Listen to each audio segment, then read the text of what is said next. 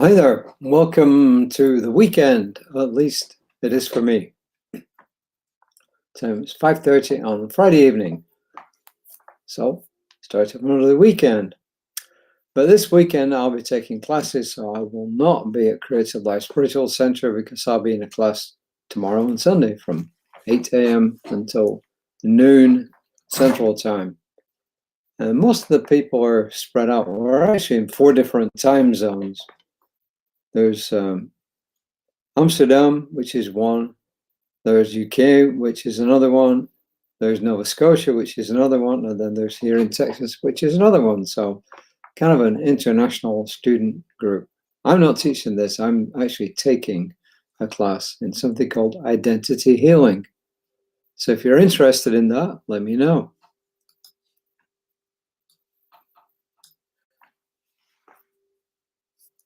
Yeah, today's reading is called An Abundance of Compassion. An Abundance of Compassion. And this is Francis Weller. I did not look up Francis Weller. My apologies. The work right now is to be immense. We have to get our arms around immense things.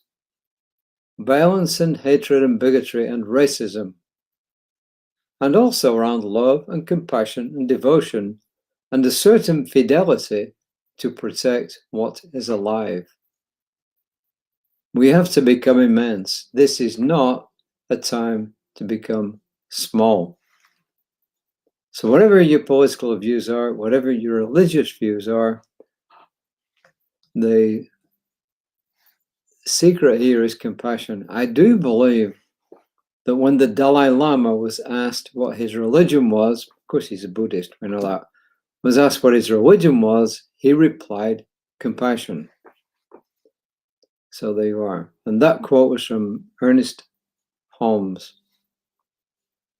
who says, we have no understanding of divine compassion unless we exercise, unless we ourselves first exercise compassion.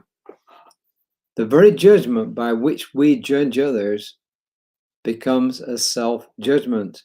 It is as if the law of life were giving back to each one of us exactly what we have projected into it.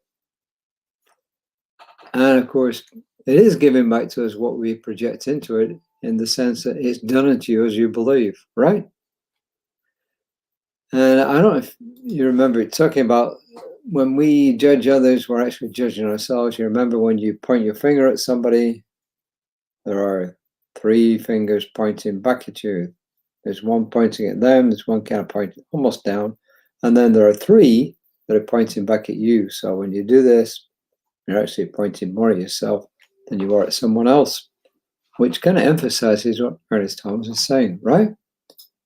And if you're wondering why I got a sweater on, it is chilly. Outside, it's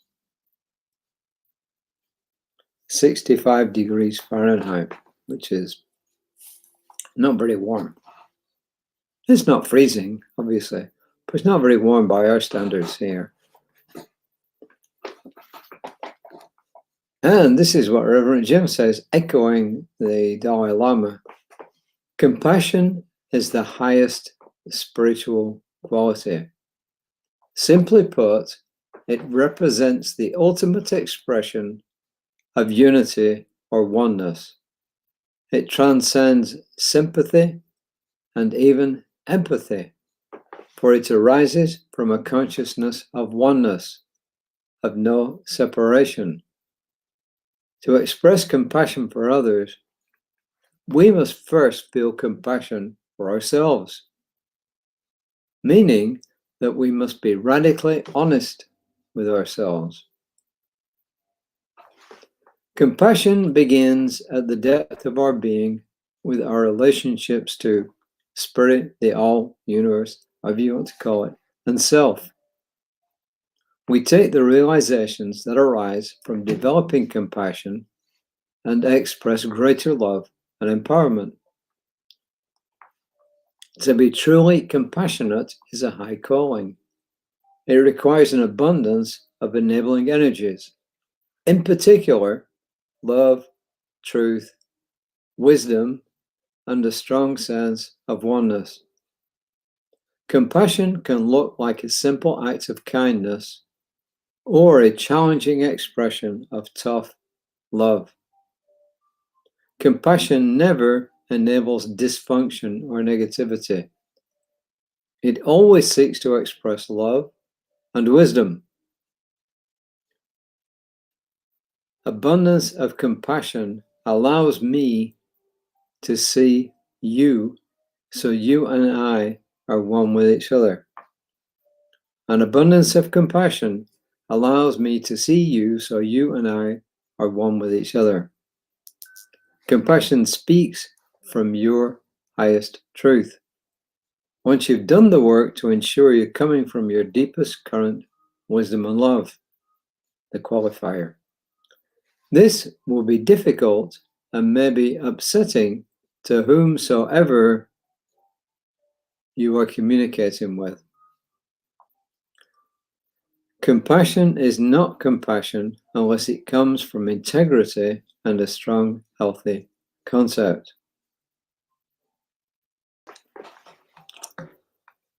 So my question to you would be this.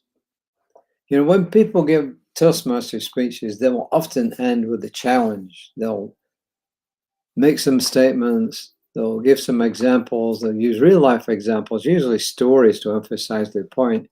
And then often at the end, they will challenge the audience to actually step up and do something that they're challenging them about, which is always a good ending. And this is kind of my ending here. First of all, what do you make of what Reverend Jim's saying about compassion and the two quotes that are about compassion? And what does it mean to you? What does compassion mean to you? And remember, he hints at it, but he doesn't openly and explicitly talk about it. But the two types of compassion are, first of all, compassion for yourself, and then compassion for others. And we're being told today that we need that sense of connection with something greater than ourselves in order to express that compassion. But we also need to know that we're one with everything. And if we're one with everything, we're one with everyone. So if we're one with everyone, when you're not compassionate towards somebody else, you're not being compassionate to yourself, because we're all connected and we're all one. You know, if terms like the divine, spirit, God, they all don't work for you, substitute universe, because many scientists and others have said the universe is alive and it's aware. So if that works for you, use that. So there's something to think about. What does compassion mean to you? Think about it. Even go to sleep on it and see what comes up out of it, because when you do pose questions to yourself before you go to sleep, your subconscious mind in some way, shape, or form will work on that.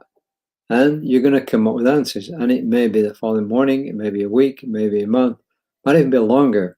But believe me, if you ask the question sincerely, at some stage, you will get an answer to it.